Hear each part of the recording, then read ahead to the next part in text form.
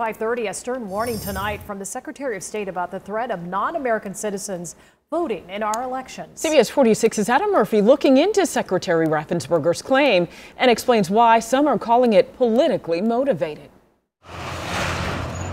On the heels of passing a new election integrity law in Georgia, we make it easy to vote in Georgia. Secretary of State Brad Raffensperger continued to push for what he believes is a more secure process that voters can trust. Lawmakers in Washington, D.C., Illinois, and New York City have recently introduced legislation to allow non-citizen voting. He's calling on the Georgia General Assembly to put a constitutional amendment on the ballot next year to make it crystal clear that only American citizens are permitted to vote in our elections. If you're not opposed to the existing Georgia code that requires voters to be citizens, there is no reason not to enshrine this in the Constitution of the state of Georgia. It's not something that I support at the current time. Democratic Senator Elena Parent believes there are more important issues at hand that will garner broader support. Like the recovering economy, the COVID pandemic, learning loss among all of our students.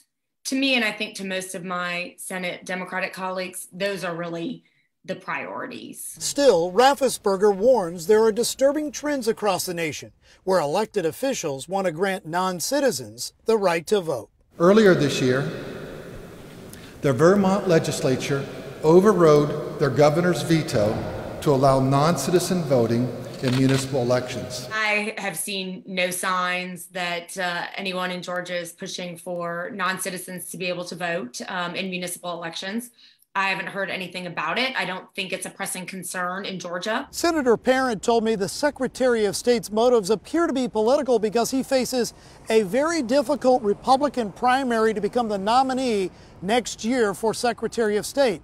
Of course, the Secretary of State disagrees with that thought. Adam Murphy, CBS 46 News. Adam, thank you.